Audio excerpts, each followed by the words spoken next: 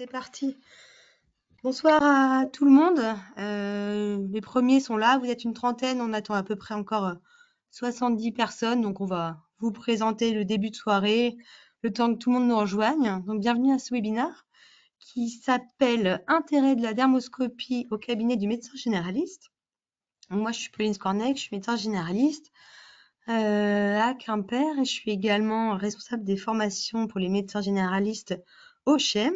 Et ce soir, nous avons le docteur Julien Henriot, lui aussi médecin généraliste, au parcours très intéressant qui présentera un peu comment il en est arrivé à nous parler de la dermoscopie ce soir. Alors, le webinaire, c'est proposé par le CHEM. Le CHEM, c'est une... Tu peux passer la slide, s'il te plaît, Julien? C'est une association de formation continue qui s'appelle le Collège des hautes études en médecine. J'ai vu que certains sont de la région et d'autres pas du tout. Donc, probablement que beaucoup ne nous connaissent pas. Ça a été fondé en 1988 par des médecins généralistes qui souhaitaient proposer de la formation continue, créer un espace scientifique pour une spécialité qui n'existait à ce moment-là pas encore. Et puis avec le temps, on s'est déployé et puis on propose actuellement des formations pour les médecins majoritairement généralistes, mais aussi pour plusieurs autres spécialités, pour les pharmaciens, les IDE, les podos, les kinés, avec beaucoup de gens qui gravitent autour des animateurs, des concepteurs, un peu partout en France. Et donc, nous proposons, grâce à tout ce beau monde, des formations en présentiel, des ateliers pratiques, typiquement les infiltrations, les petits gestes en dermato, l'échographie, des classes virtuelles, des e-learning et puis des événements. Par événement, on entend des journées un peu plus originales où on essaye de mêler des choses ludiques avec de la formation. Et je crois depuis 2021, on a aussi ouvert l'école des assistants médicaux. On avait répondu à un appel à projet à l'époque et puis ça s'est quand même bien aussi développé sur pas mal de régions de France. Donc, comme Julien, je m'intéresse bien depuis un bon moment à tout ce qui est pathologie cutanée, comment en médecine générale on peut aider et se former du mieux possible. La dermoscopie, ça fait longtemps que j'y pense. Au tout début, dans les 2018-2019, les formations proposées avaient tout été annulées. Je pense qu'il n'y avait pas encore un besoin à ce moment-là. Et finalement, peu à peu, il y a eu une grosse demande de la part des médecins généralistes et on a vu les formations se remplir et donc on les a multipliées pour un petit peu satisfaire tout le monde. Donc ce soir, vous allez pouvoir découvrir si la formation en dermoscopie ou en tout cas les premières infos de débrouillage du quotidien peuvent vous intéresser et puis à quel point vous voulez vous approprier cet outil. Vous avez vu en haut, il y a un chat, donc vous pouvez poser toutes vos questions. Quand Julien parlera, moi je vais les lire et puis les trier pour qu'on puisse répondre à tout le monde. Donc vous êtes majoritairement des médecins généralistes, il y a quand même aussi deux dermatos, quelques oncologues, pédiatres, un anesthésiste je crois. Donc nous allons pouvoir, je l'espère, bien discuter. Je te laisse la parole, Julien. Ouais. Bonjour à tous, je suis donc le docteur Henriot, je suis médecin généraliste de formation et du coup j'ai actuellement du coup mon parcours en gros très rapidement j'ai fait mon internat de médecine générale, me suis formé au dépistage des cancers de la peau pour mes propres patients, mais la démographie faisant ce qu'elle est, j'ai été amené à suivre aussi des patients des collègues médecins généralistes autour finalement, où je faisais un premier tri et je bossais avec des collègues dermatos quand il y avait besoin par la suite, un peu comme certains peuvent le faire, notamment en gynécologie ou en pédiatrie, ce qui est très fréquent en médecine générale. Et du coup, en fait, au fur et à mesure du temps, j'ai fait de plus en plus, mon activité s'est de plus en plus tournée de ce côté-là, et je travaille actuellement au Centre Léon Bérard à Lyon en oncodermatologie, dans le service du docteur Amini Adley, qui est l'équivalent en gros à Lyon de Gustave Roussy à Paris, c'est un centre de lutte contre le cancer. Donc, je viens de la médecine générale et du coup, je sais ce que on peut. J'ai été installé en tant que médecin généraliste, donc je vais pas vous dire des trucs qui n'ont rien à voir avec la médecine générale, bien entendu. Mais actuellement, j'ai une activité exclusive de dépistage des cancers de la peau. Mais conflits d'intérêts, puisqu'il faut vous les donner qui n'ont rien à voir avec la dermoscopie. Quand on fait des formations, certains vendeurs de dermoscopes nous prêtent parfois du matériel pour le tester, mais je n'en ai jamais reçu à titre de cadeau, donc je n'ai pas de conflit d'intérêt de ce côté-là. Ça, c'est essentiellement des formations qui sont données dans le service, et donc voilà, c'est plus pour, ils nous aident pour faire des formations. Alors, on va discuter un petit peu. Pauline, n'hésite pas à m'arrêter s'il y a besoin. En gros, on va parler un peu de l'intérêt finalement du dépistage des cancers de la peau, l'intérêt de la télédermatologie et l'intérêt de la dermoscopie en tant que telle. Donc, on va commencer un petit peu par le repérage des cancers de la peau. Est-ce que finalement ça sert à quelque chose? Il y a 80 000, en gros, au bas mot, cancers de la peau par an en France. Les trois grands cancers de la peau, vous les connaissez, bien entendu, c'est le mélanome, le carcinome épidermoïde et le carcinome basocellulaire. Heureusement que le mélanome ne représente que 10%, puisque le mélanome a un véritable caractère potentiellement vital, on va dire, même si une immense majorité des mélanomes se passent très bien, mais il est possible de mourir d'un mélanome. Ça a été très fortement le cas pendant des dizaines et des dizaines d'années, et le repérage précoce a permis de diminuer cette mortalité. Le carcinome épidermoïde peut aussi entraîner des décès, même si c'est plus rare, mais c'est tout à fait possible aussi. À l'inverse du carcinome basocellulaire, il est très difficile, c'est toujours possible, mais c'est très difficile de décéder d'un carcinome basocellulaire.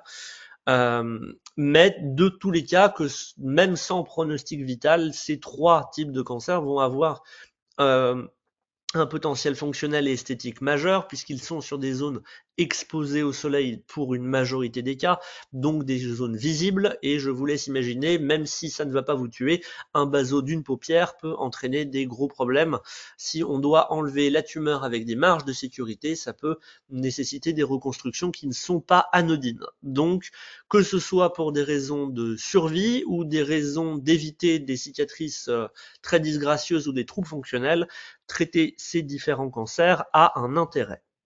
Il y a 1800 décès par an en France dus au mélanome, qui représente quasiment 90% des décès liés à la cancérologie cutanée. Et en gros, dans les années 40, quand vous aviez un mélanome, vous aviez 40% de survie à 5 ans. Et en 2002, vous aviez 92% de survie à 10 ans.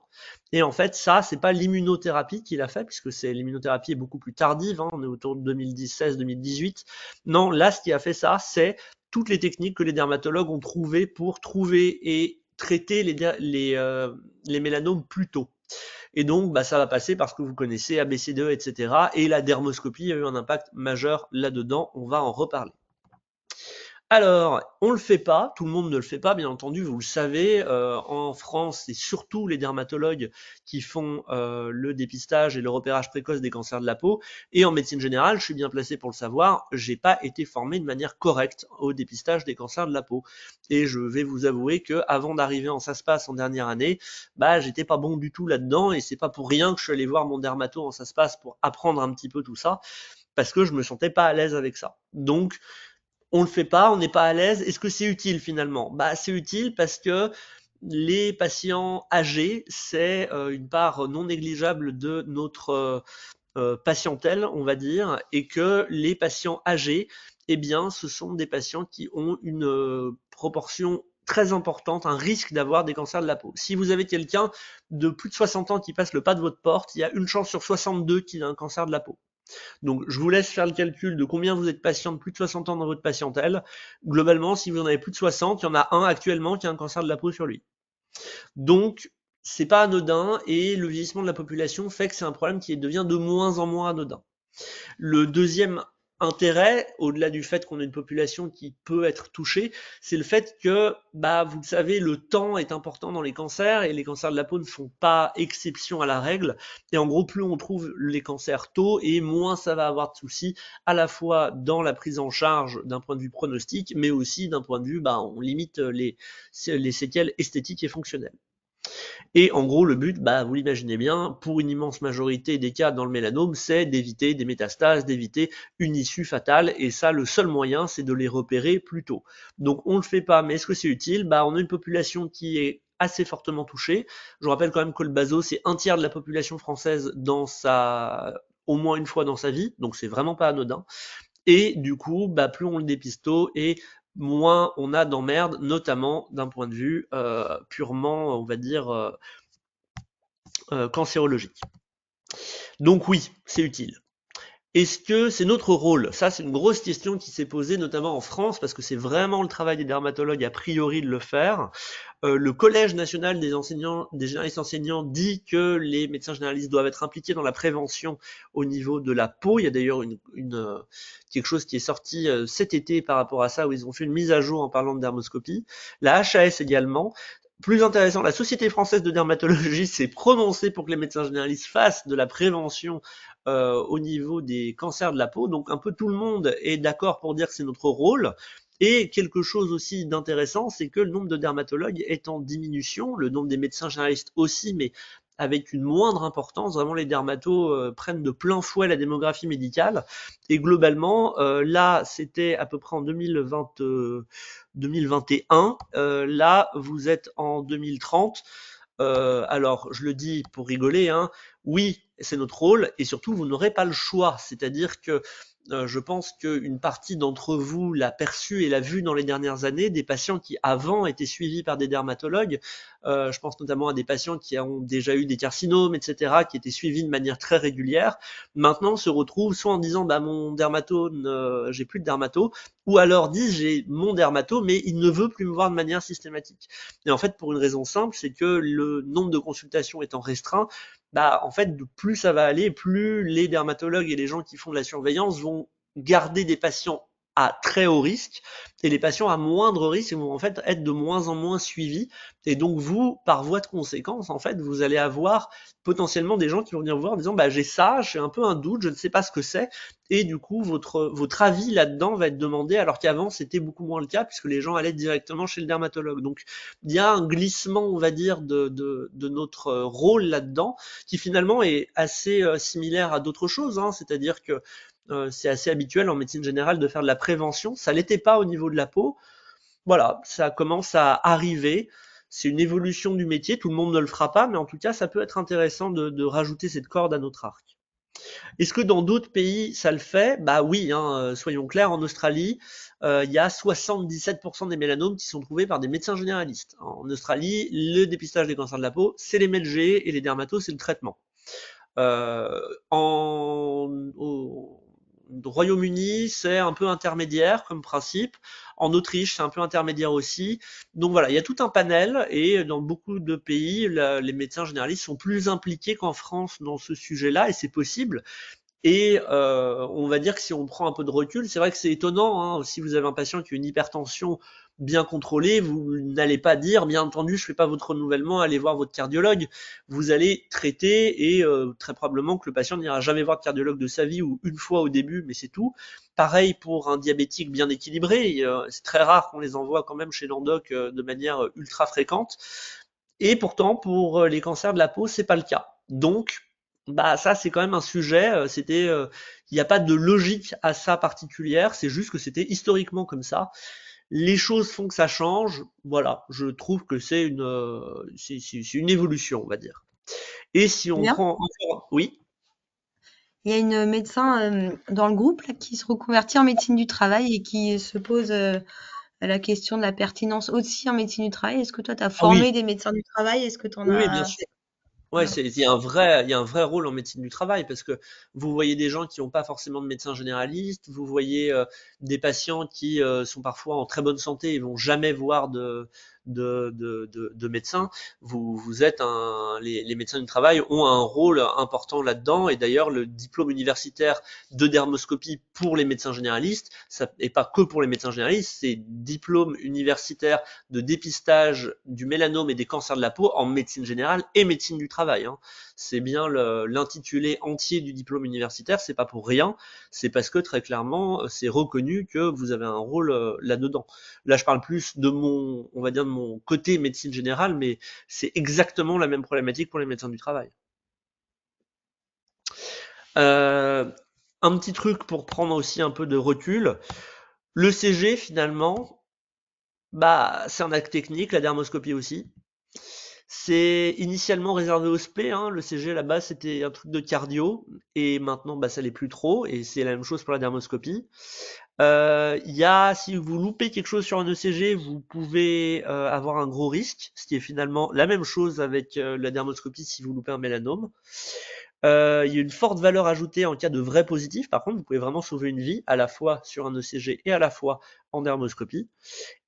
Les indications sont assez limitées finalement en ECG, hein, vous ne faites pas un ECG toutes les 5 minutes. La dermoscopie, c'est extrêmement fréquent. Tous vos patients peuvent avoir une lésion cutanée et du coup douteuse. Donc c'est vraiment très très très exhaustif comme ça peut toucher quasiment tous nos patients. Et du coup, jusqu'à très peu de temps, du coup, j'ai pas mis à jour cette diapositive, le département de médecine générale, les départements de médecine générale et le Collège national des généralistes enseignants n'étaient pas pour la dermoscopie et bien sûr étaient pour le CG. Et c'est en train d'évoluer. Le CNGE, du coup, a fait récemment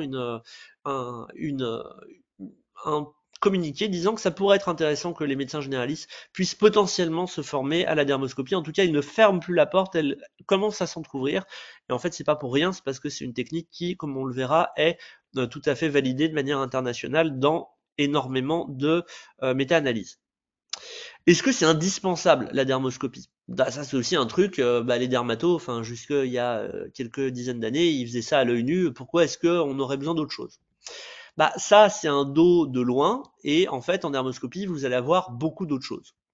C'est prouvé, il y a 4 méta-analyses concordantes qui montrent que la dermoscopie est meilleure que l'œil nu pour faire le dépistage des cancers de la peau.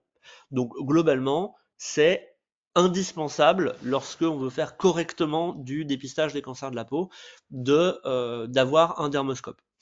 Il y a des tumeurs qui, bien entendu, sont visibles à l'œil nu, c'est certain.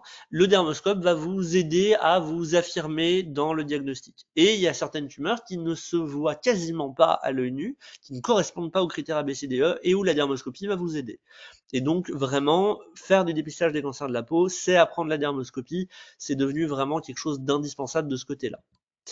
Vous prenez un dermatologue, donc quelqu'un qui a été formé. Vous lui demandez à l'œil nu, finalement, quelle est sa sensibilité, c'est 70%. Donc il loupe 30% des mélanomes. Mais sa spécificité, elle est de 80%. Donc il a 20% de faux positifs. Vous lui mettez un dermoscope entre les mains, il monte à 90% à la fois en sensibilité et en spécificité. Et ça, c'est pour les dermatos. Nous, en médecine générale, je vous l'ai dit tout à l'heure, moi le premier, je n'ai pas été formé pendant mes études à repérer des cancers de la peau. Donc autant vous dire qu'en macro, à l'œil nu, on est beaucoup moins bon que ces 70 et 80% de sensibilité et de spécificité. Donc on part de plus bas. Mais par contre, ce qui est très intéressant, c'est qu'on arrive au même point. C'est-à-dire que ça a été prouvé que à temps de formation équivalent, un médecin généraliste et un dermatologue ont les mêmes performances en dépistage en dermoscopie. La seule chose qui compte dans la dermoscopie, c'est à quelle fréquence vous en faites et depuis combien de temps vous en faites. Si vous vous mettez maintenant à en faire tous les jours de votre vie pendant 10 ans, vous serez aussi bon qu'un dermato qui en a fait tous les jours de sa vie pendant 10 ans, dans 10 ans. Donc, en gros, plus vous y mettez tôt et plus vous en faites régulièrement, meilleur vous serez. Et finalement, la spécialité n'est pas, en gros, c'est vraiment à quel point vous en faites qui compte là-dedans. Donc, c'est intéressant de former les médecins généralistes, les médecins du travail aussi, bien entendu, tout simplement parce que vous avez une vraie possibilité de gagner en compétences là-dedans. C'est prouvé que ça a permis de diminuer le nombre d'exérèses de névus pour rien, et ça permet d'augmenter la détection de mélanomes, souvent à un stade plus précoce. Donc ça, c'est quelque chose quand même qui est intéressant parce que ça permet d'éviter des exérèses de grains de beauté et on enlève des mélanomes plus précocement. Et il y a un autre truc aussi qui est important pour la dermoscopie, c'est que vous avez peut-être vu que depuis quelques années, la télé-expertise se développe. La télé-expertise, c'est le fait de demander un avis à un professionnel de santé qui a une capacité spécifique que vous souhaitez avoir. Vous lui demandez, ce truc-là, est-ce que c'est un mélanome ou pas? Eh bien, normalement, un dermatologue qui fait de la télé-expertise ou un médecin généraliste qui fait de la télé-expertise, dans ce qui est les dépistages des cancers de la peau, vous demandera une dermoscopie pour pouvoir répondre. Très clairement, à moins que ce soit un cas évident, on ne prendra pas de risque médico-légal à répondre sans dermoscopie. Et donc finalement, la dermoscopie est la porte finalement ouverte à la téléexpertise. Et si vous souhaitez faire de la téléexpertise, même si finalement vous ne voulez pas vous former au dépistage des cancers de la peau, vous voulez juste faciliter finalement votre parcours de soins avec votre patient, et donc du coup la téléexpertise quand même est un élément important là-dedans. La dermoscopie est un élément important parce que c'est le seul moyen finalement que quelqu'un vous réponde en téléexpertise. Donc oui, la dermoscopie est indispensable. Alors finalement, la dermoscopie, ça sert à quoi? C'est que quand on attend très tardivement un mélanome, ça se voit à l'œil nu, hein, très clairement, il n'y a pas besoin de dermoscopie. Si on revient un peu plus dans le temps, c'est un peu moins visible. Encore un peu avant, c'est carrément quasiment impossible d'en faire le diagnostic à l'œil nu. C'est possible, mais c'est quand même vraiment pas simple. Et c'est là où finalement la dermoscopie va avoir un intérêt, parce qu'elle va nous permettre de dépister les choses plutôt à un stade où les signes cliniques vraiment macroscopiques ne sont pas encore présents, mais sont déjà présents d'un point de vue dermoscopique. Est-ce que on a besoin de se former à la dermoscopie? Est-ce que la dermoscopie, c'est quelque chose qu'on peut faire sans avoir une formation préalable? Alors ça, c'est très important. La dermoscopie, c'est quelque chose qui nécessite une formation. Ça nécessite une formation parce que c'est de l'imagerie au final. Donc si vous vous rappelez de vos études quand vous avez commencé à regarder des radios ou des scanners, vous vous êtes dit, oh là là, vous y passiez des heures, et puis au fur et à mesure du temps, vous vous êtes dit, ah, là j'arrive à voir un peu plus vite, j'ai moins besoin de passer de temps dessus, je sais ce que je regarde. La dermoscopie, c'est un petit peu la même chose, c'est-à-dire que vous allez avoir une phase d'apprentissage. Au début, ça va prendre beaucoup de temps, puis ça va prendre de moins en moins de temps. Et même au début de votre formation, vous serez même moins bon qu'à l'œil nu, parce que vous allez vous inquiéter pour des trucs qui ont aucun sens. Et même à l'inverse, par contre, vous allez vous dire, oh finalement, c'est pas si inquiétant, alors que macroscopiquement, c'était déjà très inquiétant. Donc au début, c'est normal. La dermoscopie est un apprentissage et vous allez avoir besoin d'un peu de temps pour vous former. Donc ça nécessite un apprentissage. Combien de temps il faut? En gros, il y a des études qui ont montré que pour commencer à saturer en termes de données, il faut une dizaine d'heures de formation. Donc c'est pas un truc qu'on fait en une soirée, très clairement, 10 heures, c'est quand même pas anodin. Nous, les formations qu'on fait du coup au CHEM, c'est 2 journées qu'on fait à peu près 6 mois d'écart. Une première où on fait une immense majorité de la dermoscopie et une deuxième où on fait des cas cliniques sur ce qu'on avait fait la première journée et ce qu'on appelle les zones spéciales. Et en gros, c'est 7 plus 7, 14 heures nous permettent d'avoir un socle initial important et suffisant qui permet d'appréhender la dermoscopie ou en tout cas les bases de la dermoscopie de manière tout à fait sereine. Mais il faut ce temps-là. C'est-à-dire que acheter un dermoscope et se dire, j'ai juste commencé à apprendre tout seul comme ça, il faut quand même, à ce moment-là, il faut vraiment lire des bouquins, il faut se former, quoi. Ça s'apprend pas tout seul, ou alors vous allez faire beaucoup d'erreurs, donc il faut vraiment une formation là-dedans. La formation et l'utilisation sont longues, c'est quelque chose qu'on nous dit parfois. Finalement pas tant, hein, parce que vous apprendre à prendre des photos pour la téléexpertise en une demi-heure ou une heure, vous savez faire. C'est pas très compliqué. Une formation suffisante, on l'a dit, c'est 5-7 heures déjà, là vous avez la base, et avec les 2 jours, vous êtes à 14 heures, vous avez déjà une bonne base. Et une formation complète type le diplôme universitaire, du coup notamment celui de Lyon sur la dermoscopie. Pauline pourra vous parler de celui du CHEM, où du coup il y a un module à Lille de dermoscopie aussi. Globalement, celui de Lyon, c'est 21 heures. Donc ça vous donne un ordre d'idée en termes de temps qu'il faut allouer à cette formation pour pouvoir se former. Mais maintenant, est-ce que du coup c'est long de faire de la dermoscopie en consultation? Pas du tout. Vraiment, c'est très rapide. Quand vous êtes formé, vous prenez très peu de temps par patient. Un examen cutané complet au dermoscope, c'est 2 minutes. C'est 142 secondes, donc c'est vraiment extrêmement rapide. Ce qui est compliqué, c'est pas d'analyser finalement votre patient qui est en face de vous, c'est à la fois le temps d'apprentissage et toute cette phase au début où vous allez devoir interpréter les images, ça va vous prendre du temps, mais une fois que vous aurez acquis cette habitude-là, un examen cutané complet, ça va très vite. Et en gros, combien il faut de temps pour accélérer assez pour arriver à cette vitesse-là? Allez, il faut 6 mois à 1 an. Il faut 6 mois à 1 an, vous allez mettre un peu de temps, ça va vous prendre du temps, vous allez vous dire, oh là là, je passe du temps sur chaque lésion. Ok, mais globalement, au bout d'un moment, ça va très vite et c'est pas si chronophage que ça, et en tout cas, ça l'est beaucoup moins, par exemple, qu'un électrocardiogramme. Et là, on parle d'examen cutané complet, pas bien sûr si vous voulez donner un avis sur une lésion en particulier. Donc c'est pas si long que ça, ni pour se former, ni pour l'utilisation, certainement pas l'utilisation. Est-ce qu'il y a des questions jusque-là? Pauline, je sais pas si tu vois des Eh questions. bien, assez timide dans le chat, donc on a répondu à l'ensemble des questions pour l'instant. N'hésitez pas hein, si vous avez des questions. Ouais. Alors, Pour ceux qui n'ont pas trouvé, alors il y a un point d'interrogation, enfin en tout cas sur mon interface à moi. Donc vous hmm. pouvez parler quand vous voulez. Alors, je vous donne un petit exemple de ce qu'on peut faire en médecine générale. On est le 1er mars 2019, je suis remplaçant à Saint-Priest, une ville à côté de Lyon, qui est limitrophe de Lyon, et cette dame vient. Elle a une rhino, et elle vient parce qu'elle tousse, globalement. Je vous avoue que sa rhino ne m'intéresse pas énormément, parce que je m'attends pas à trouver une pneumonie, mais bon, je me dis, bah, on va lui écouter les poumons, et au passage, on va regarder son dos. Et je vois cette lésion qui sort du lot, qui est différente des autres. Cette patiente n'a pas de dermatologue, donc bah, je peux difficilement l'envoyer chez le dermatologue pour vérifier. Donc on va réfléchir un peu ensemble. Donc ça c'est l'intérêt du dépistage. Cette dame n'a pas de dermatologue, elle est en bonne santé. C'est possible que si c'était pas moi qui l'avais vue à ce moment-là, cette patiente, ça se trouve, elle aurait pas consulté de médecin avant 1 an ou 2 ans. Donc ça aurait pu, en gros, si vous chopez pas les gens au passage, si vous n'avait pas ce côté je les chope par le col, vraiment je les récupère au vol, et ben potentiellement si on laisse passer ce créneau-là, on peut avoir des gens qui ne reconsulteront pas avant longtemps, et c'est tout l'intérêt finalement du dépistage ou du repérage précoce, même pour un autre motif, juste déshabiller les gens, vous regardez certainement pas tout un par un, mais vous regardez si vous avez un vilain petit canard, une lésion qui sort du lot, et vous ne regardez que celle-là. Faut pas que ça vous prenne longtemps, vous êtes médecin généraliste, vous avez beaucoup d'autres choses à penser et à faire dans votre consulte, mais celle qui sort du lot, c'est celle a priori qu'il faut au moins regarder, c'est au moins celle-là qu'il faut regarder. Et déjà, si vous faites ça, une partie des mélanomes, vous ne les louperez pas et vous pourrez les choper à un stade précoce.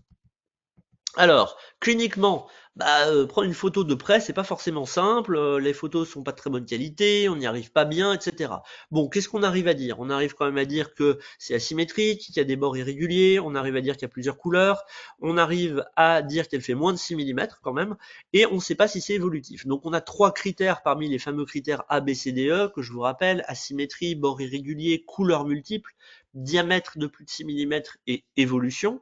Donc 3 critères. Est-ce qu'on va aller embêter le dermato pour 3 critères? Bah là, on est un peu, est-ce qu'on va le faire, on va pas le faire, la patiente n'a pas de dermato, comment on va faire, est-ce qu'on demande une téléexpertise? Bon, on n'est pas bien sûr de nous. Donc on va faire une dermoscopie. Comme vous le voyez sur la dermoscopie, on voit beaucoup d'autres choses. Déjà, on a une bien meilleure résolution, on a une meilleure visibilité de beaucoup de structures, on voit d'autres couleurs, on voit plein de choses à l'intérieur qu'on ne voyait pas.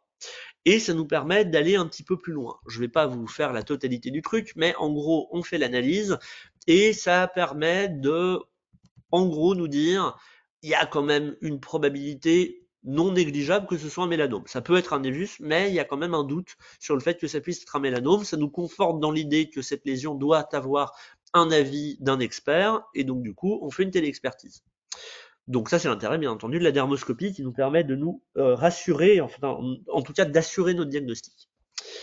Donc on était le 1er mars, je demande une téléexpertise, le centre hospitalier Lyon Sud, j'ai le professeur Dalle qui me répond en 48 heures, et il me dit ouais j'aime pas trop ton truc, on va l'enlever, et il l'opère le 13. Le 13 il l'opère, on a le résultat le 26, c'était un mélanome de faible épaisseur, et le 1er avril, malheureusement, on fait l'annonce, et le 30 avril, elle est réopérée. Et là, l'intérêt, c'est que très clairement, on n'a eu que 12 jours entre le moment où je la vois et le moment où elle est opérée. Et on sait, c'est prouvé, que dans ces stades très précoces, il y a un bénéfice à choper les gens à ce moment-là. Alors bien entendu, là je vais le dire de manière un petit peu et volontairement provocatrice, si vous attendez d'avoir une lésion qui a tous les critères ABCDE pour l'envoyer au dermato, ça sert à rien, c'est trop tard. Alors bien entendu, ça l'est pas, mais voilà, plus on les prend tôt, meilleure va être l'amélioration du pronostic du patient. Donc si on les chope à un stade aussi précoce, il y a quand même des possibilités que, en gros, vous ayez sauvé la vie de cette patiente. Si à l'inverse, vous attendez qu'il y ait des métastases autour, très probablement que vous l'envoyez ou pas, malheureusement, la situation est déjà un peu trop tardive. Juste, alors bien entendu, vous aurez bien compris que c'est pas comme ça, que tous les mélanomes ne se comportent pas de la même manière, mais en gros, en moyenne, là, elle a 92% de survie à 10 ans. Si on avait attendu 2 ans, et encore une fois, 2 ans pour une dame en bonne santé, qui a pas de pathologie particulière, ça aurait pu, elle tombait à 75% de survie. Donc vous voyez, c'est pas anodin, surtout chez des patients qui sont jeunes, en bonne santé, qui sont actifs. C'est quand même quelque chose qui peut avoir un pronostic majeur et des retentissements importants dans des familles, etc. Donc voilà, c'est intéressant de faire des diagnostics précoces. Donc là, c'est l'intérêt à la fois de la téléexpertise et du dépistage. Un autre petit exemple, ça c'est l'équivalent du WhatsApp, c'est Signal du coup de mon l'endroit où je bossais quand j'étais médecin généraliste. Une des remplaçantes nous envoie un truc en disant ah ouais il y a ce gamin, il a plus 16 ans, il a un truc qui a poussé, ça m'inquiète. Je dis est-ce qu'il est encore avec toi? J'y vais, je prends ma photo, je regarde, c'est un angiokératome, c'est une tumeur vasculaire bénigne. Et du coup, on a pu rassurer la mère, l'adolescent et la remplaçante qui n'a pas eu du coup besoin de faire grand chose. Et donc, du coup, en gros, en 8 minutes, c'était réglé. Juste le temps d'aller au cabinet, de parler au patient, de revenir et de reprendre ma consulte. J'ai pas perdu beaucoup de temps. Si vous faites de la dermoscopie, un peu comme ceux qui font beaucoup de pédiatrie ou beaucoup de gynécologie le savent bien, vous allez avoir beaucoup d'amis parce qu'il y a beaucoup de médecins généralistes qui ne seront pas très intéressés par faire tout ça et qui seront très intéressés par contre par cette nouvelle casquette du coup que vous aurez de finalement premier filtre, de premier tri euh, et du coup, bah, vous allez avoir des relations privilégiées à la fois avec les médecins généralistes et les dermatologues qui sont très contents quand on leur adresse des cas très sélectionnés et bien sélectionnés avec des images de qualité. Globalement, les dermatologues, la plupart du temps, sont contents quand ça va dans ce sens-là parce que ça leur permet d'avoir des cas intéressants, ça leur permet d'avoir des cas triés pour éviter de voir des gens pour rien et ça leur permet également d'avoir on va dire, aussi d'être rassuré sur le fait que bah, s'ils ne peuvent pas suivre le patient, le médecin généraliste peut aussi voir le patient régulièrement pour vérifier qu'il n'y ait pas quelque chose de nouveau qui apparaît. Donc le repérage des patients à risque et le dépistage opportuniste, on a plein de choses à faire hein, dans notre vie. On fait de l'obstétrique, de la gynéco, de la pédia, les gens qui ont des douleurs, on fait de la cardio, on fait de l'ECG, on fait de la psy, enfin bon bref, on fait de tout. Donc finalement, est-ce que rajouter encore la dermato là-dedans, c'est finalement bien, bien logique? Bah, en fait, comme je le disais, tout le monde ne fait pas tout. Euh, on a tous une activité qui est omnipraticienne, mais on a également, en plus de ça, une activité qui parfois avec une petite surspécialité, certains font un peu plus de médecine du sport, un peu plus de sexo, un peu plus de pédiatrie, un peu plus, etc. Et il est tout à fait possible que certains médecins se mettent à faire un peu plus de dermatologie, ce qui n'était pas vraiment le cas avant. Je ne pense pas que ce soit une logique que tous les médecins généralistes du monde fassent ça, mais qu'une partie en fasse et puisse du coup être un peu des référents locaux avant de voir le dermato, ça me semble pas être complètement déconnant et ça permettra de fluidifier le parcours de soins. Est-ce que tout le monde doit aller voir finalement le dermato et faire un dépistage cutané une fois par an? Pour répondre à cette question, je vais d'abord vous poser la même question pour le cancer du sein, le cancer du col de l'utérus et le cancer colorectal. Est-ce que du coup vous faites ces trois types de dépistage à des gens de 15 ans? Normalement, la réponse doit être non, si tout se passe bien. Et en fait, vous le savez, c'est parce qu'en fait, on fait un dépistage, c'est-à-dire repérer des lésions en tout cas essayer de repérer un cancer dans une population asymptomatique, en fait, ça a pour but de repérer un cancer à un stade ultra précoce avant qu'il y ait des symptômes dans une population où on s'attend à en trouver et où ça a une rationalité à la fois économique et pour diminuer la mortalité. Ça n'est pas des conditions qui sont réunies dans le dépistage des cancers de la peau en population générale. En population générale, si vous prenez tout le monde et que vous l'envoyez chez le dermato une fois par an, globalement, ils l'ont fait en Allemagne pour tester. Ils ont pris une grande partie de leur population et ils ont comparé une population qui n'allait pas chez le dermato une fois par an et ils ont prouvé qu'à 5 ans, il n'y avait pas de différence de mortalité. Et ça, c'est pourquoi? Tout simplement, parce que exactement comme envoyer tout le monde faire une mammo à partir de 12 ans, ça n'a pas de sens. Ça n'a pas de sens non plus d'envoyer tout le monde voir le dermato une fois par an. Par contre, il y a des gens qui ont très très très très besoin de voir le dermato ou le médecin généraliste formé une fois par an. Et en fait, c'est des gens qui ont des facteurs de risque.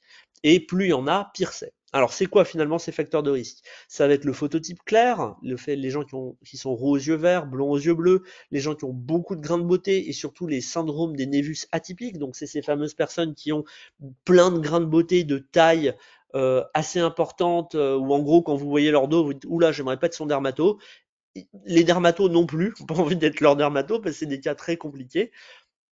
Les gens qui ont un névus congénital de grande taille, donc au-dessus de 10 centimètres à l'âge adulte et surtout au-dessus de 20 centimètres à l'âge adulte, tout ça, c'est des facteurs de risque de cancer de la peau. Le fait d'avoir un antécédent personnel ou familial de cancer de la peau, notamment pour le mélanome, c'est aussi un facteur de risque de cancer de la peau. Les gens qui sont immunodéprimés, si vous voulez vous en rappeler, c'est très simple, on traite les mélanomes avec de l'immunothérapie, donc pour booster le système immunitaire. Donc l'immunodépression, ça fait l'inverse, donc ça aggrave les risques. La radiothérapie, le fait d'avoir été très exposé au soleil, les gens qui font des UV, le fait d'avoir été dans des pays fortement exposés au soleil, notamment l'Australie, ou le fait de bosser dans, donc là aussi, hein, par exemple, tout à l'heure, la personne qui fait de la médecine du travail, bah, tout à fait. Moi, j'ai fait du coup une journée de dépistage avec le Centre Lombérard. On est allé dans une entreprise de gens qui font qui bossent dans des usines, mais du coup des usines où de temps en temps ils vont à l'extérieur. Et en fait, on avait des patients qui étaient extrêmement peu suivis d'un point de vue médical, et qui en gros étaient des gens qui s'écoutaient pas trop et qui étaient extrêmement exposés au soleil. Donc en fait, vous pouvez être amené à voir ces gens-là que personne d'autre ne verra. Donc oui, il y a un intérêt de ce côté-là.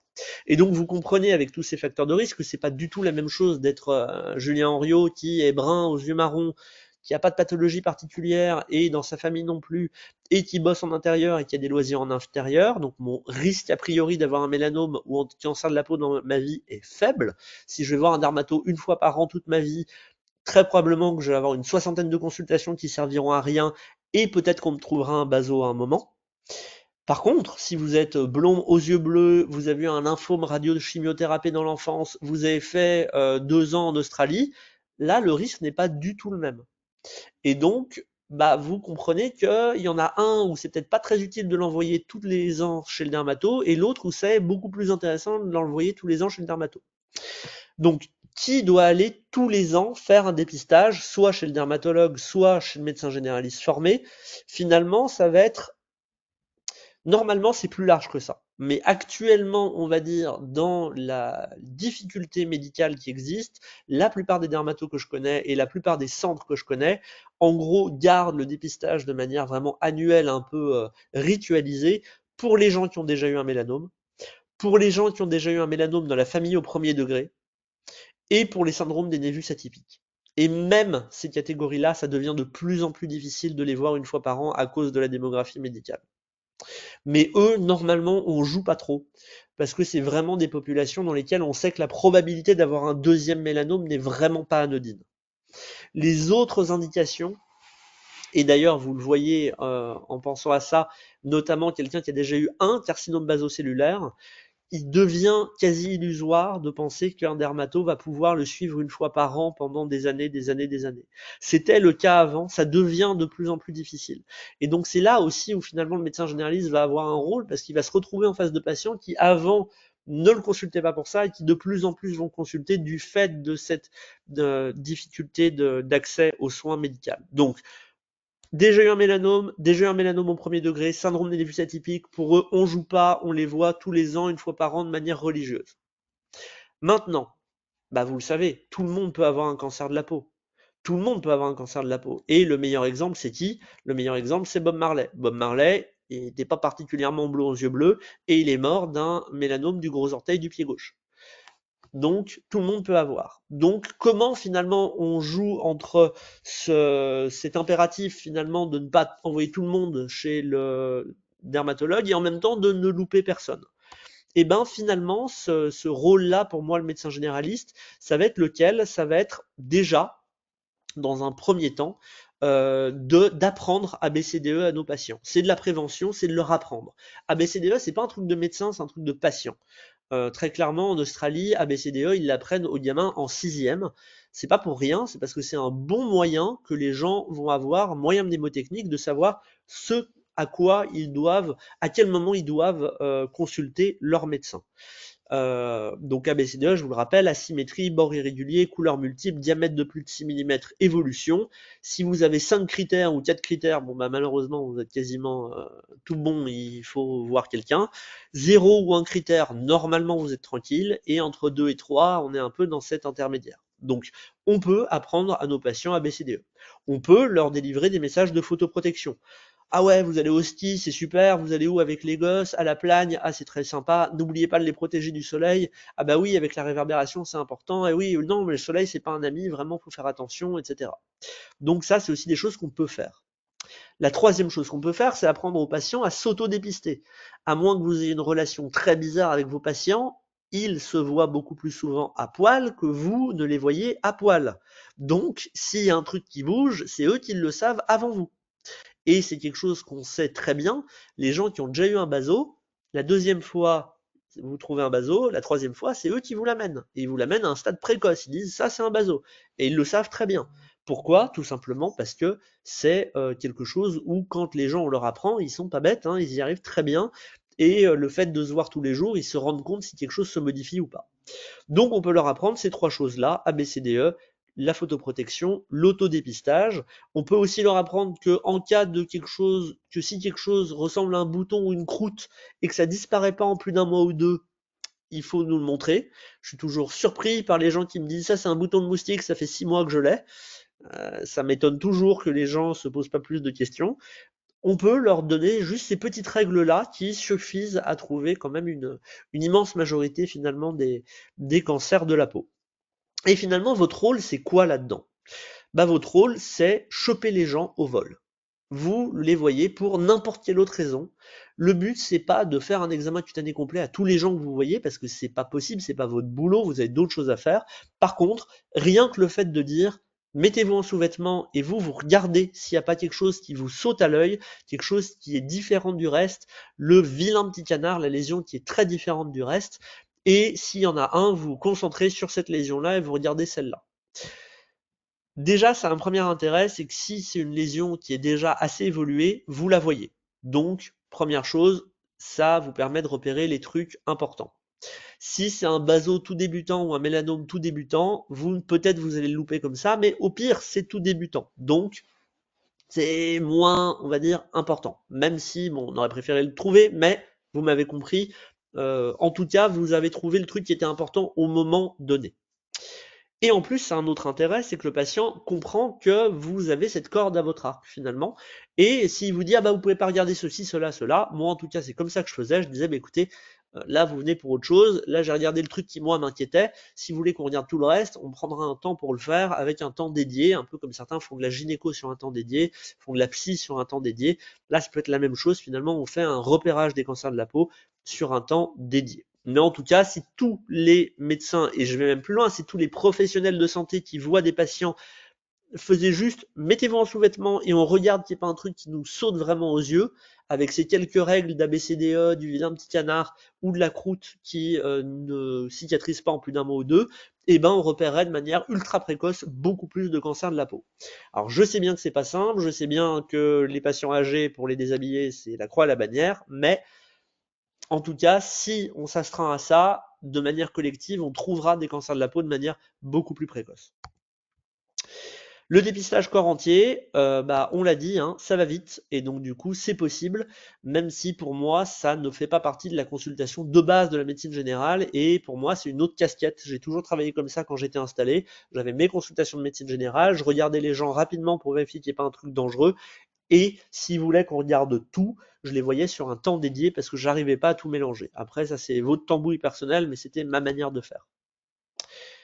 Avant qu'on rentre dans le côté technique, est-ce que certains ont des questions? Ou est-ce que tout le monde est encore très endormi? Alors, on a une nouvelle question. Comment ça peut être une simple croûte? Est-ce que ça gratte? Comment faire la différence avec un eczéma numulaire, je pense? Est-ce que si on n'a pas la dermoscopie et qu'on fait une cure de dermocorticoïdes, on peut avancer dans le diagnostic? Alors, euh, Éliminer le diagnostic. tout ce qui est carcinome basocellulaire, etc., bien entendu, ça peut être sur le corps, tout à fait. C'est quand même beaucoup une pathologie qu'on voit sur le visage, notamment pour les carcinomes épidermoïdes et pour beaucoup de carcinomes basocellulaires. Très souvent, ça va être des gens qui vont vous dire, j'ai un truc là, ça cicatrise pas. C'est un truc qui me gratte, ça m'embête. Pas forcément ça gratte dans le sens c'est prurigineux, mais c'est plus ça les gêne. Vous voyez, c'est un petit peu ce côté ah je me l'accroche de temps en temps, etc. Où les gens disent c'est mes lunettes qui m'abîment là, qui m'abîment de ce côté. Et moi je leur dis toujours mais pourquoi ça le fait pas de l'autre côté?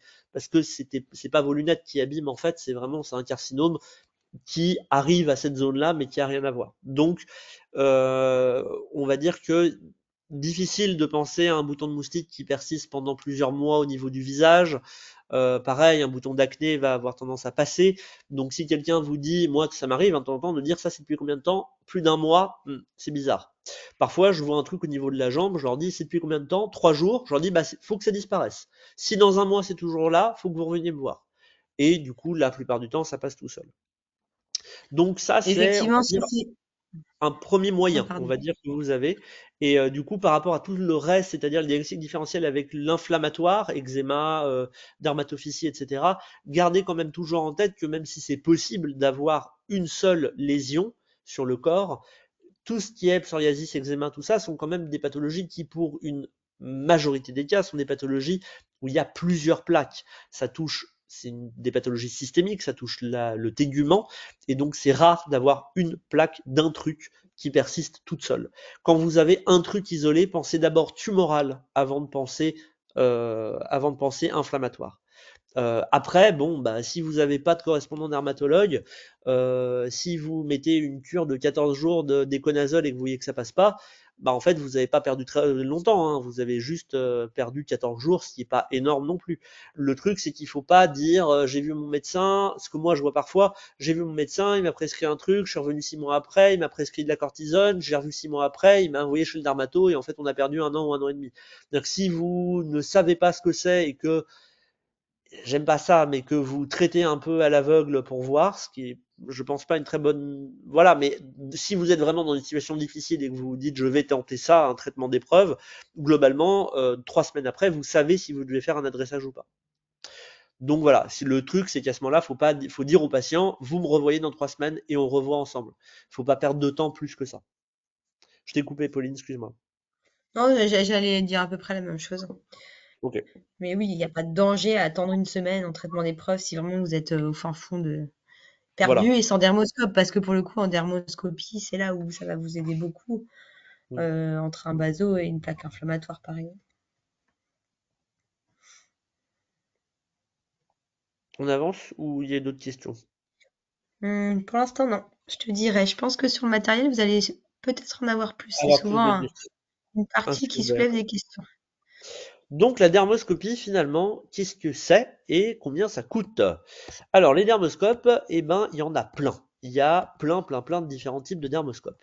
Et comme vous le voyez, il y a plusieurs modes. Il y a la lumière polarisée, la lumière non polarisée. Vous pouvez l'appliquer sur la peau, vous pouvez être à distance de la peau, vous pouvez le connecter à votre smartphone, vous pouvez avoir des embouts pour voir, par exemple, au niveau du canthus interne, entre les doigts, ce qu'on appelle des embouts zone étroite.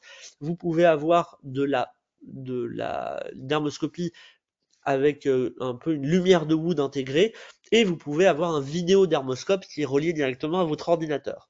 Et en gros, plus vous voulez d'options, plus ça coûte cher. Ça, vous imaginez bien, c'est un peu comme une voiture. La question, c'est, pour un médecin généraliste, qu'est-ce qui est obligatoire et qu'est-ce qui est de l'ordre finalement du gadget? Il y a des choses qui sont indispensables. Avoir de la lumière polarisée sur un dermoscope en 2025, c'est indispensable. Pouvoir passer en lumière non polarisée, donc avec un bouton passer d'un mode à l'autre, c'est très important. C'est pas indispensable, mais c'est vraiment recommandé de pouvoir passer de l'un à l'autre. Avoir un dermoscope qui peut se coller à la peau pour prendre des photos, c'est indispensable. Le fait de pouvoir se mettre un peu à distance, c'est pas obligatoire, mais pareil, ça peut être plutôt sympa. Le fait d'être connecté à votre smartphone, c'est-à-dire d'avoir une bague magnétique qui vous permet finalement, vous avez votre smartphone, le dermoscope et une bague magnétique qui vous permet de coller l'un à l'autre, c'est pas obligatoire, mais ça va vous faciliter la vie. Donc tout ça, vous voyez que c'est des choses qui peuvent être importantes. Le dermoscope complètement à gauche, c'est des dermoscopes qui se vendent encore, qui sont des premiers prix. Et encore premier prix, on parle de quelques centaines d'euros, donc c'est pas non plus 40 balles, hein, clairement pas.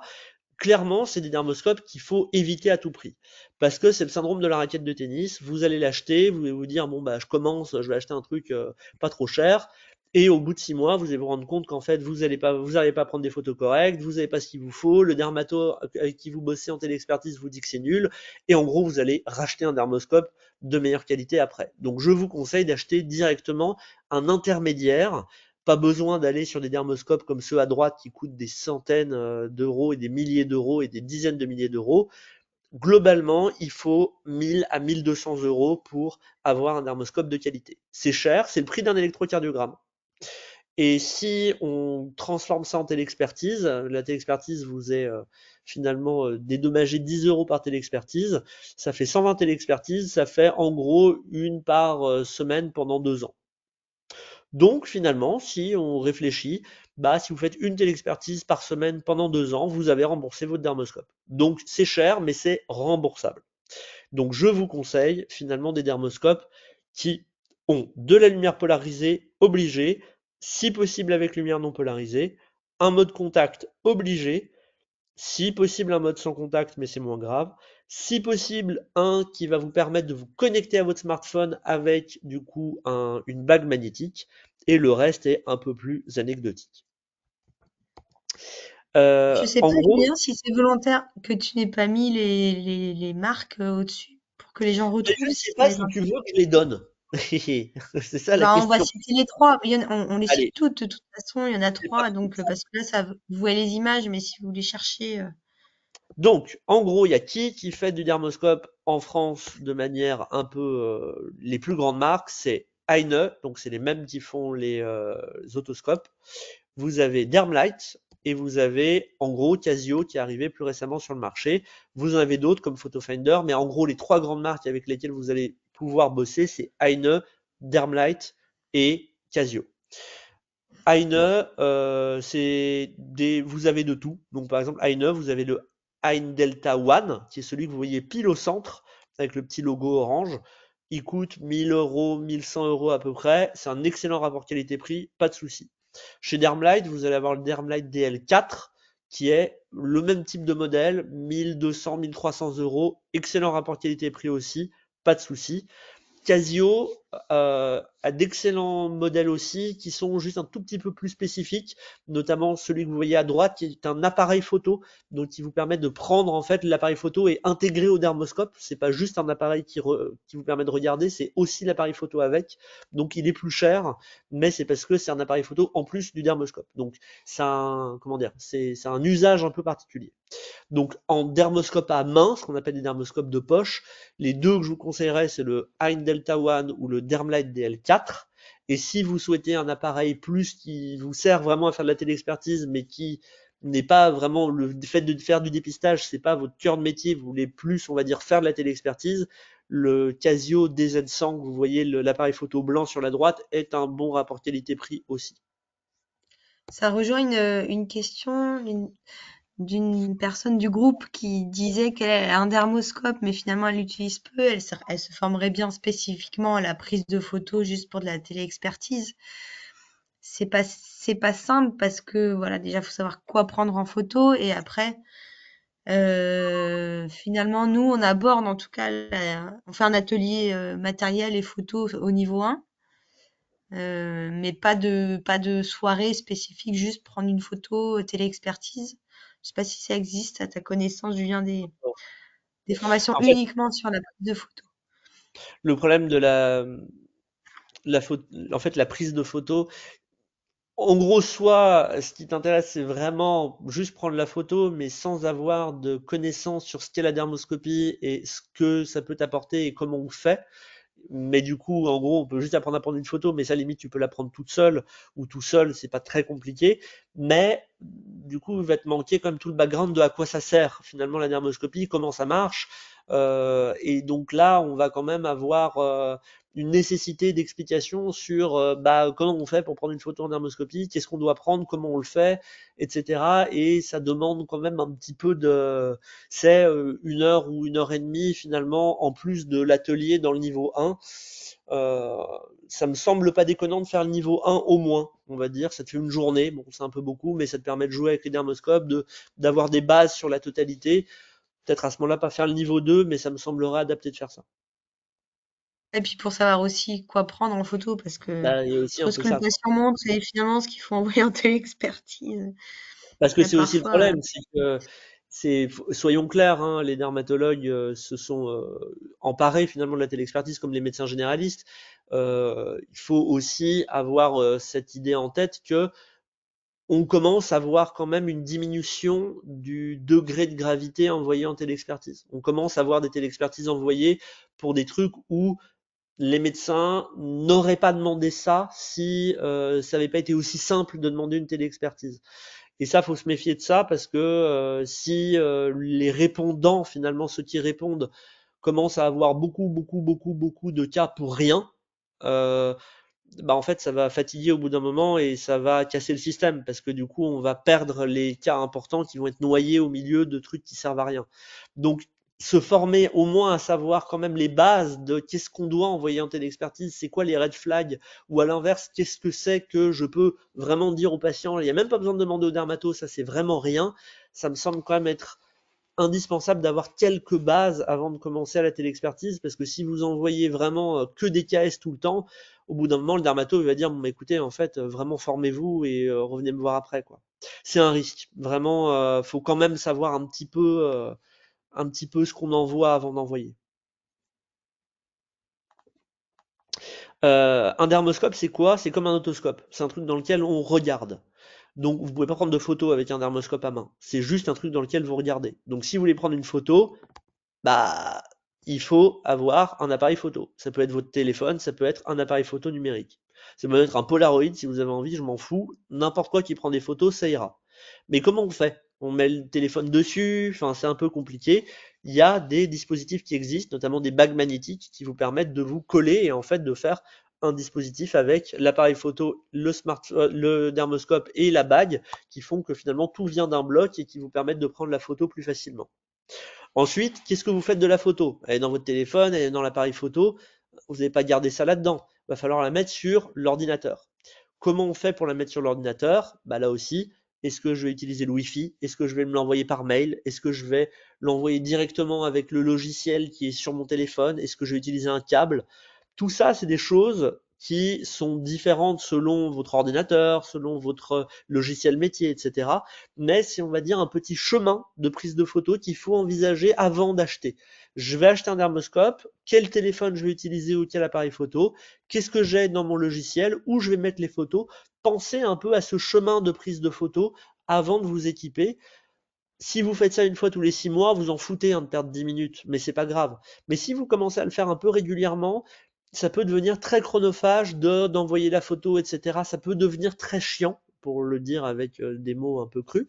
Donc, si vous y pensez avant et que vous optimisez, on va dire, cette prise de photo et comment vous la mettez dans le dossier, ça peut vous éviter des frustrations par la suite. Donc, pensez-y avant de vous équiper. Le matériel, le matériel au-delà du dermoscope, on l'a dit, je vais passer très vite par rapport à ça. Il y a certains professionnels de santé qui, du coup des médecins G qui ont envie de s'équiper en cryothérapie, notamment pour faire de la cryothérapie. La cryothérapie, c'est assez cher quand même, ça rapporte très peu d'argent parce que les cotations sont pas très bonnes. Globalement, c'est de l'achat du matériel on va dire lourd, c'est-à-dire le pistolet de cryothérapie, la bonbonne d'azote, et le refill finalement d'azote liquide, puisque l'azote liquide, même dans une bonbonne, ça finit par s'évaporer. Donc le fait d'avoir une bonbonne d'azote qui est remplie régulièrement, ça coûte un peu de sous. Si vous voulez faire de la chirurgie, là aussi, il y a des formations spécifiques par rapport à ça. Pauline en donne avec des dermatologues, notamment à côté, du coup, en Bretagne.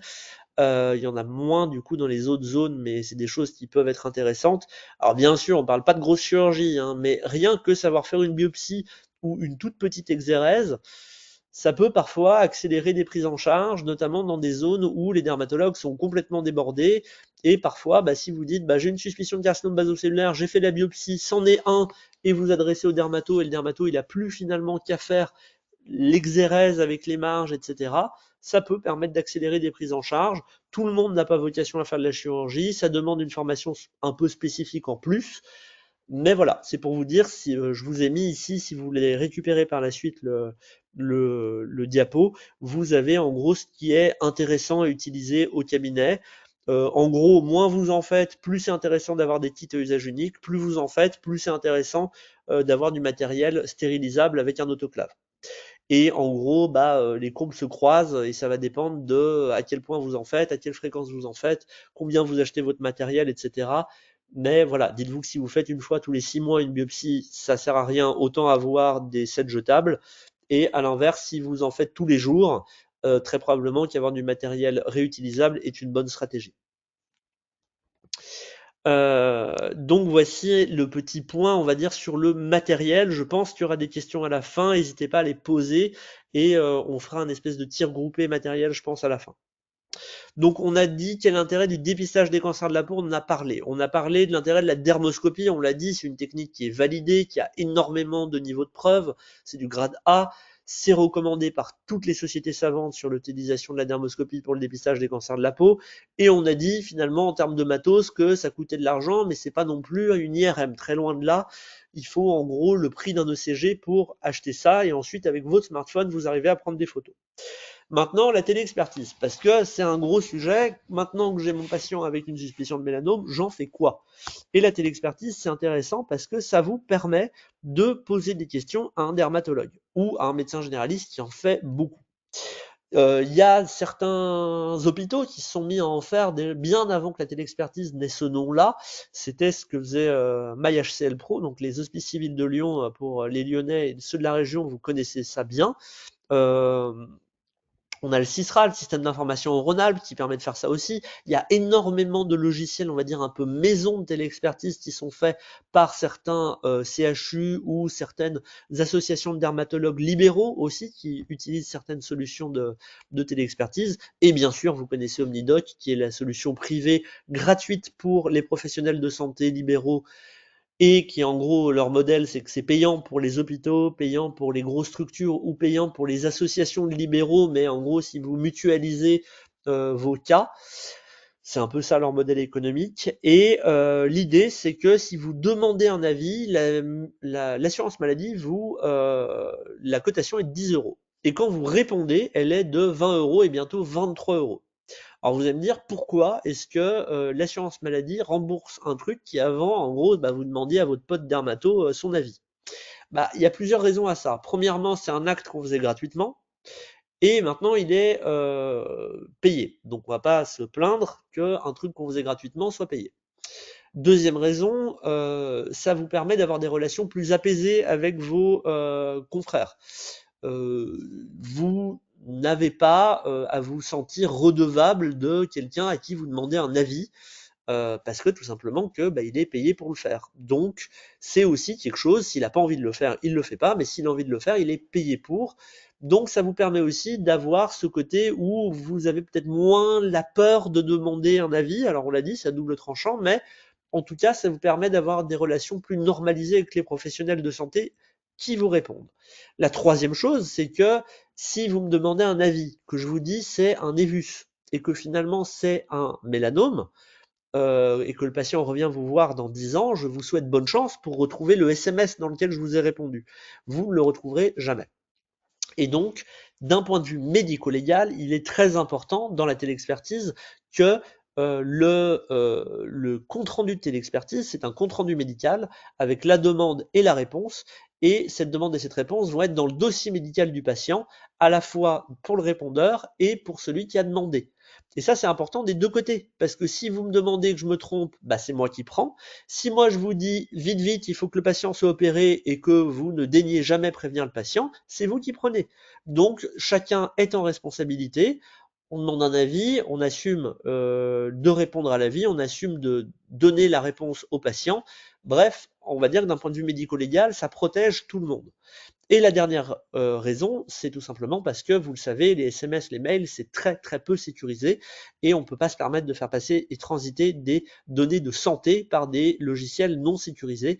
Et c'est l'avantage de ces logiciels, Omnidoc, etc., les logiciels de Sysrad, etc., c'est que c'est des logiciels dont théoriquement, en tout cas, et ils payent très cher pour ça, ils ont des serveurs qui sont dédiés à ça et qui sont normalement sécurisés.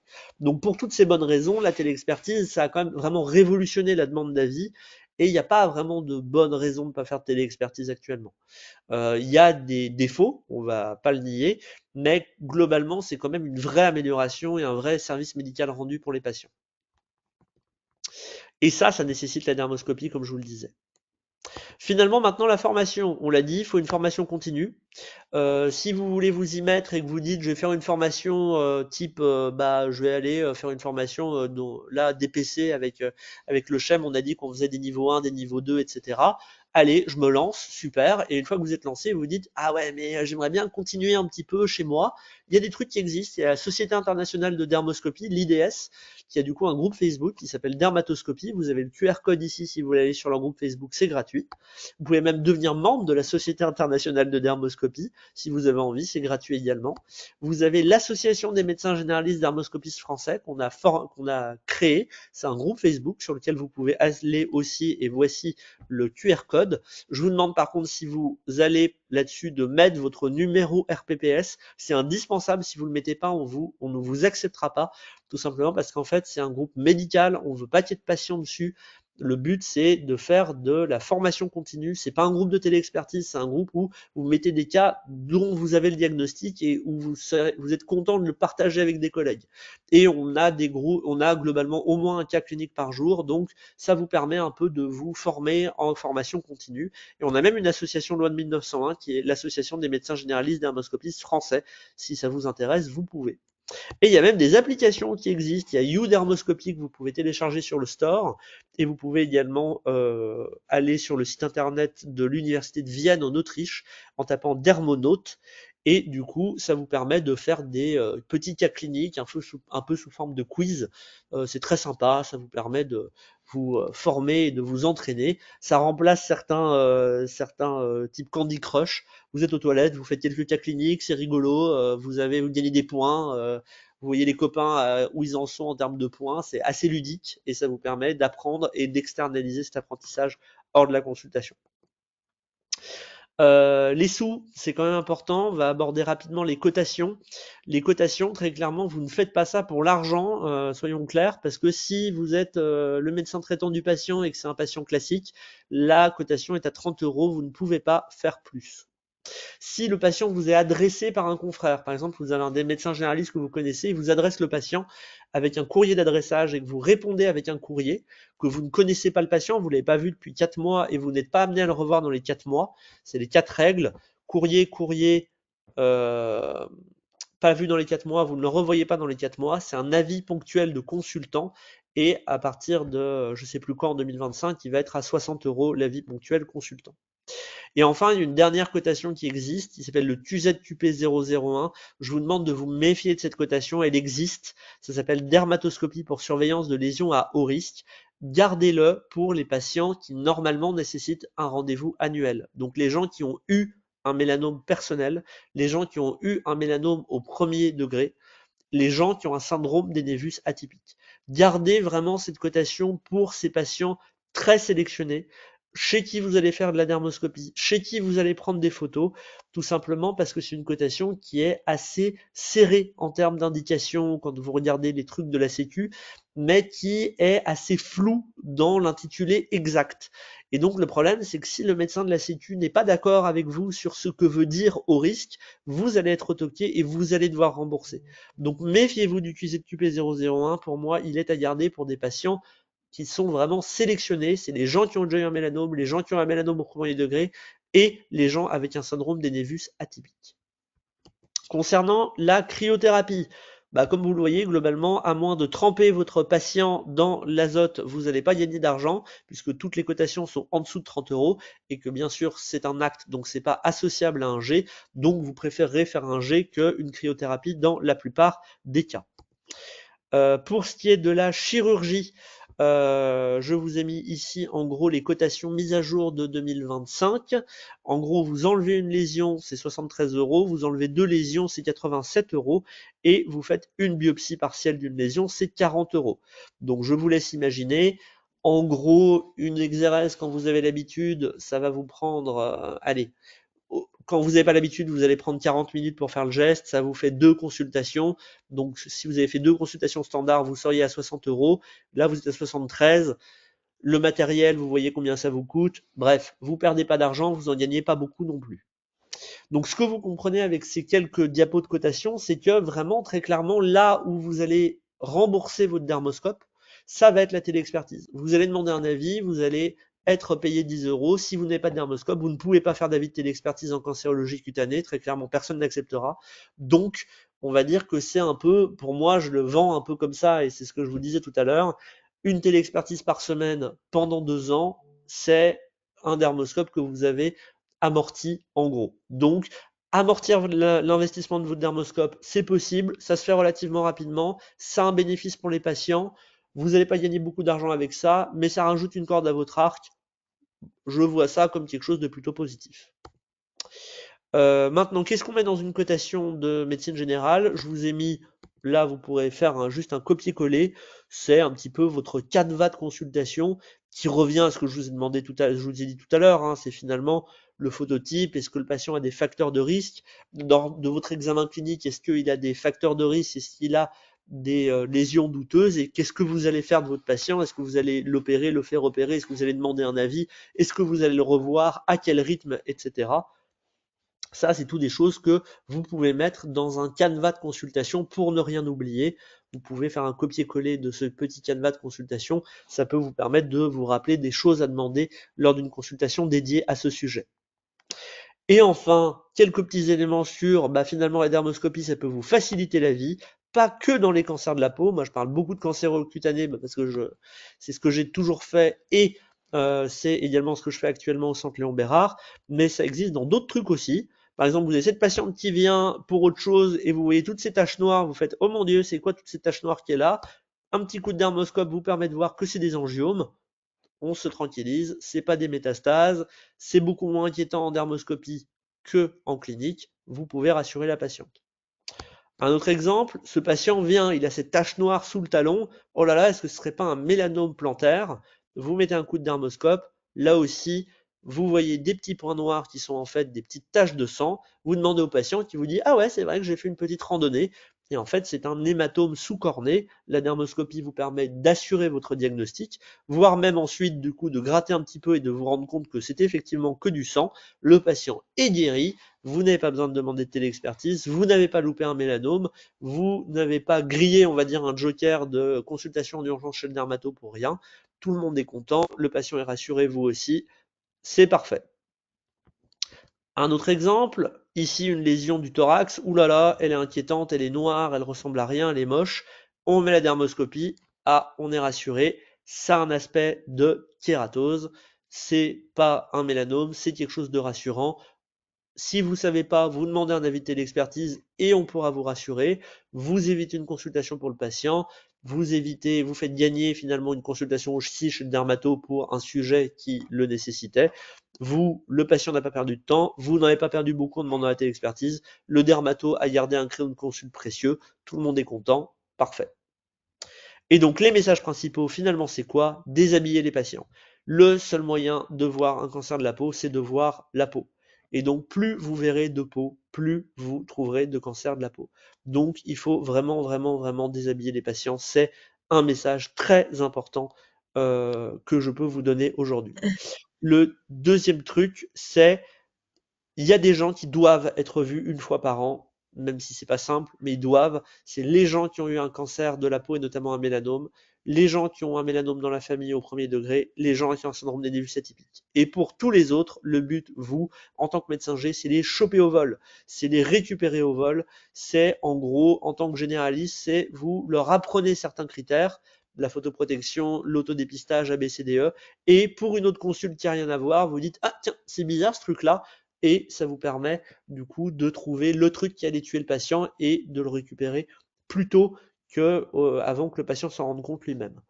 Et Un dernier truc vraiment très important, prenez des photos, prenez des photos, prenez des photos, parce que les photos, c'est votre lien avec le vous-même du futur, c'est votre lien avec le dermatologue et c'est votre lien en cas de problème médico-légal. Donc pour toutes ces raisons, les photos sont très importantes. Prenez des photos de qualité, apprenez à prendre de belles photos. Ça paraît con comme ça, mais honnêtement, c'est pas très compliqué, mais il faut un petit temps quand même d'apprentissage, de maîtriser son appareil photo, etc. Même des photos macroscopiques. Et la qualité de vos photos, c'est un peu comme les médecins plus âgés. Moi, j'avais un maître, mon mentor en médecine générale me disait, ta réputation, c'est tes courriers. Bah là, c'est la même chose dans la dermatologie. Ta réputation, c'est tes photos. Prendre des belles photos. Quand on reçoit des belles photos d'un médecin généraliste qui nous a pris des photos nickel et qui nous permettent de pouvoir dire tout de suite ce que c'est, on est super content, c'est ultra agréable et du coup, ça fluidifie le parcours de soins de manière massive. Donc, prenez des belles photos, formez-vous à ça. Et franchement, le dépistage des cancers de la peau, c'est sympa, vous pouvez sauver des vies réellement, vous améliorez le parcours de soins, les patients sont contents, vous, ça vous rajoute une corde à votre arc, les dermatos qui vont voir que vous êtes bien formé, ils vont être super contents de bosser avec vous. Donc franchement, il y a beaucoup de points positifs. Mm. Et voilà. Il y avait des questions en parallèle, mais on y a répondu en partie sur l'intérêt de la dermoscopie pour le non cancéreux. Et c'est vrai, il y a plein de choses c'est même plus fréquent, hein. Tu as parlé des hématomes, les kératocéboïques, c'est le premier truc que vous allez reconnaître très très facilement, hein, qui sont toute la journée chez tout le monde. Il y a aussi les molluscum contagiosum, même les verrues, ça peut être intéressant. Enfin, il y a plein de petites choses, les papilles fibreuses du visage, les hyperplasies Égal. sébacées, les dermatofibromes, la gale. Enfin, on en parle dans les formations, mais il y a plein de petites choses où en plus on prend pas de risques, on regarde tranquillement et ça fait avancer aussi.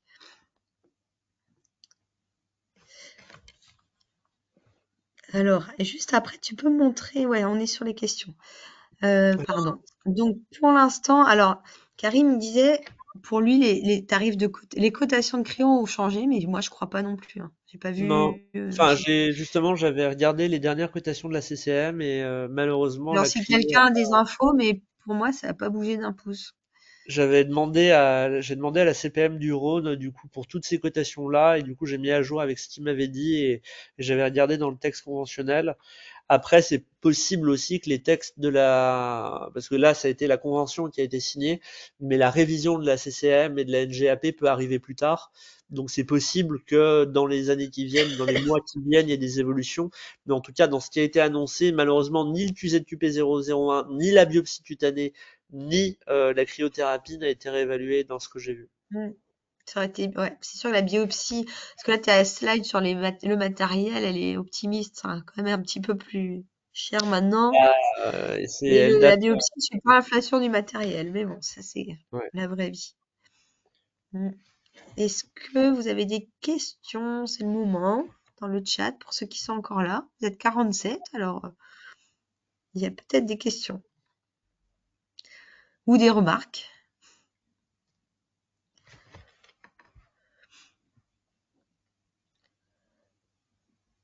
Est-ce que ça correspond à ce que vous veniez chercher là? Évidemment, c'est une intro, hein, c'est des petits éléments, mais Le but est de vous montrer que ça peut avoir un intérêt d'aller plus loin. Voilà.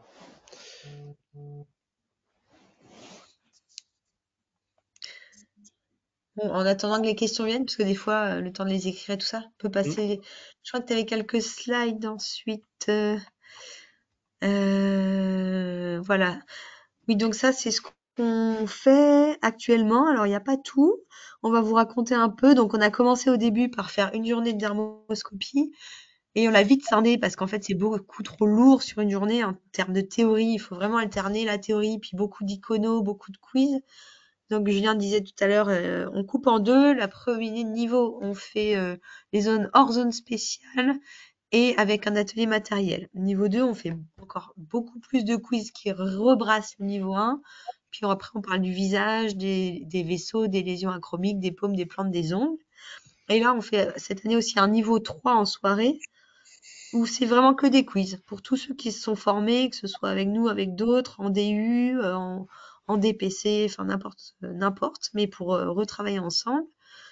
Après, à force, on commence à avoir aussi un petit pool de métiers qui se sont vraiment mis et qui aiment bien se retrouver. Donc tous les ans, on essaie de faire un rendez-vous annuel à Lyon. L'année dernière, on était quand même 80, donc on voit que ça commence à prendre une petite ampleur. Le professeur Thomas était venu, on était très contents. Et on fait des topos, des quiz un peu plus poussés encore, niveau supérieur pour ceux qui pratiquent régulièrement. Après, on fait des assises de dermato où là, c'est pas que de la dermoscopie, on fait aussi beaucoup de dermato générale dans toutes les grandes villes de France avec souvent des gens des CHU, mais pas que. Et puis, donc, dermoscopie, c'est soit en présentiel, soit en classe virtuelle pour ceux qui sont pas dans les villes ou proches des villes où on les fait, ou en classe virtuelle. Voilà. En attendant, il y a eu quelques questions. Julien, est-ce que tu ferais toi-même de la petite chire?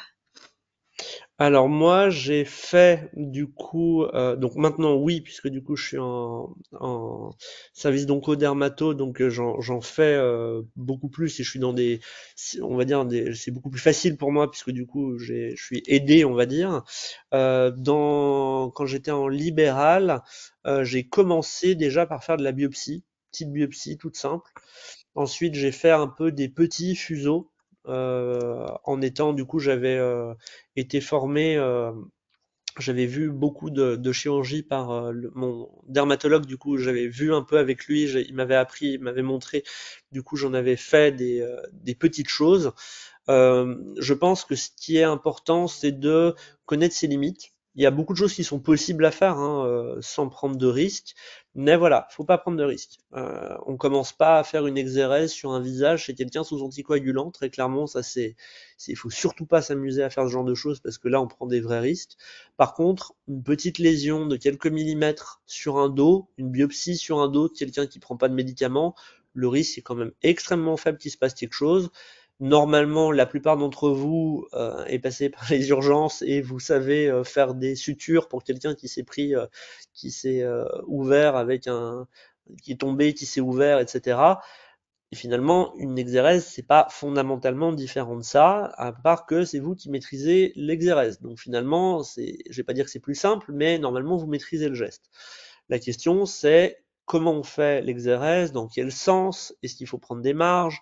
Donc il y a quand même une petite formation, c'est important, on se lance pas comme ça, mais c'est possible. C'est possible. Il y a beaucoup d'ailleurs de médecins généralistes, plutôt d'une génération de 60-70 ans, qui me disent dans les formations, je l'ai fait pendant vachement longtemps, puis j'ai complètement arrêté pour des raisons un peu de stress médico-légal, et je suis bien content de reprendre un petit peu.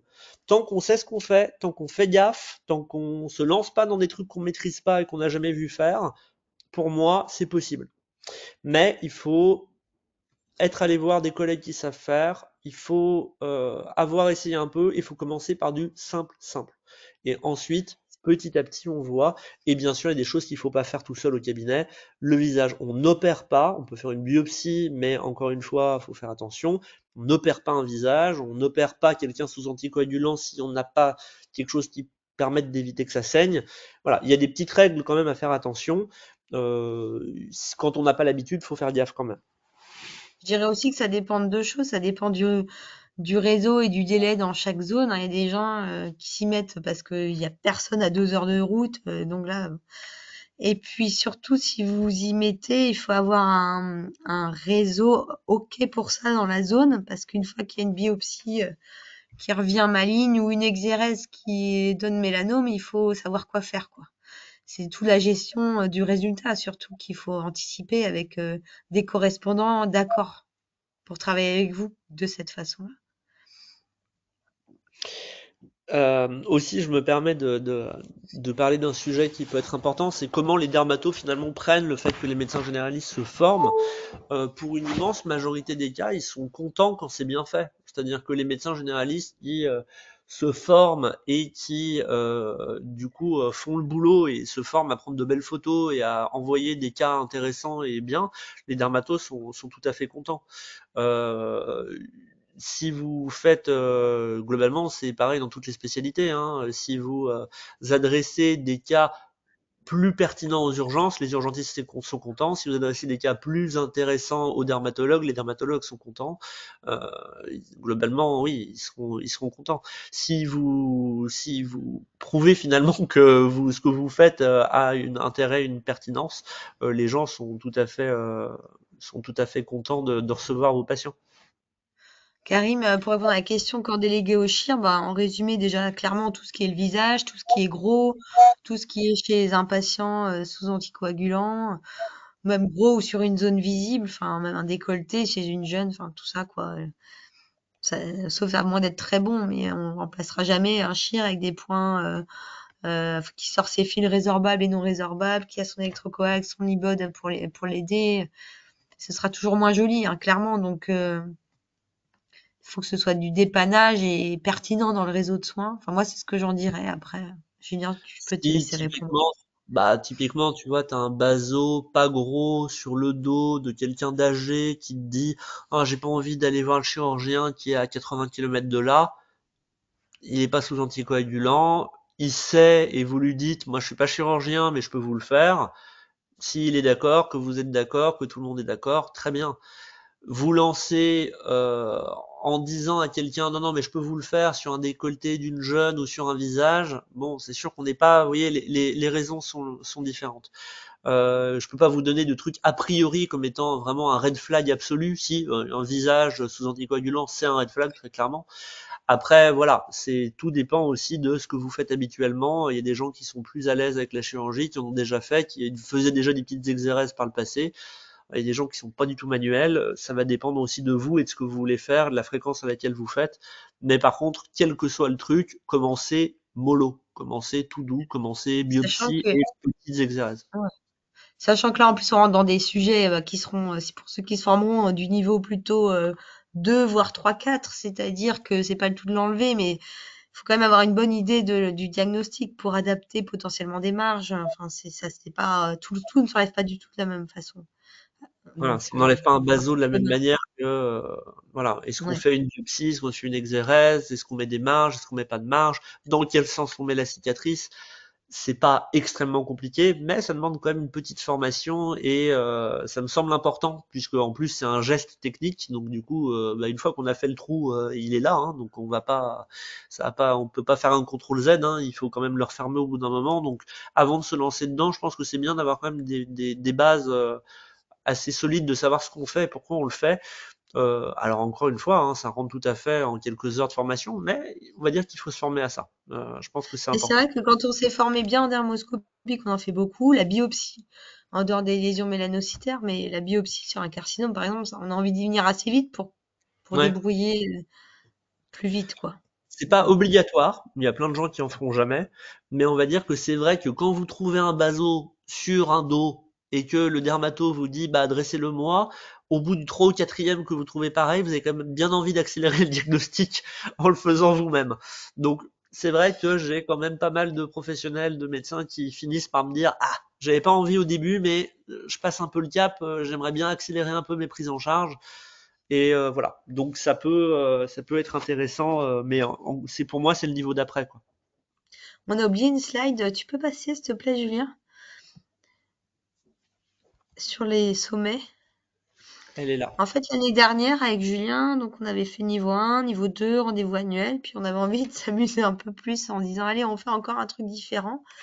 Et donc, on avait sollicité Anne, Anne qui fait le Quesaco, pour organiser un week-end, enfin c'est un vendredi, samedi, où là on réunit une trentaine de médecins et puis on fait à la fois de la dermato générale et à la fois de la dermoscopie avec des parties théoriques, mais aussi beaucoup d'ateliers sympas en équipe, des activités ludiques.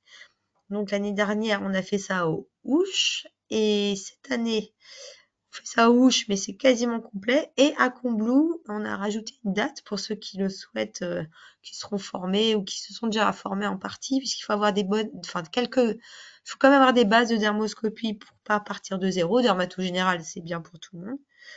Voilà, vous avez l'info. C'est en juin et c'est dans les Alpes, près de chez Julien. Et du coup, tu avais un webinaire après aussi. Ah oui, Voilà. ça c'est le prochain, donc rien à voir, c'est de la psychiatrie, burn-out et troubles psychiatriques liés au travail, la place du psychiatre. Donc c'est pour les psychiatres, mais ça peut aussi intéresser les médecins du travail, hein, pour notre consort en reconversion et puis aussi les généralistes. Et On voilà. prend 2 minutes d'attente pour si vous avez des dernières questions ou des remarques, et puis on vous laisse vaquer à vos occupations ou rejoindre On votre, espère votre que guide. ça a répondu à vos différentes questions, surtout.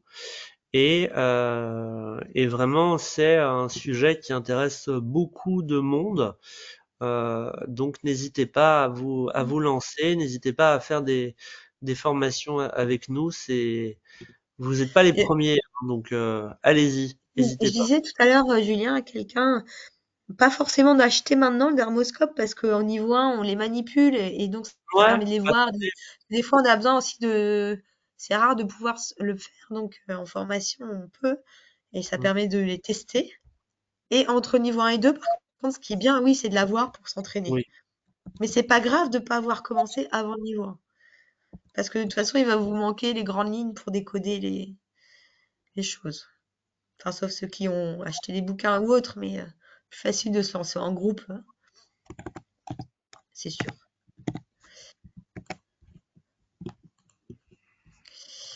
Bon, eh bien, je crois que nous avons fait le tour. On vous dit merci beaucoup pour ceux qui ont tenu jusqu'au bout. Merci à toi, merci. Julien. Merci à vous C'était très tous. clair, comme toujours. Et à une prochaine fois. À la prochaine. Salut. Bonne soirée. Bonne soirée.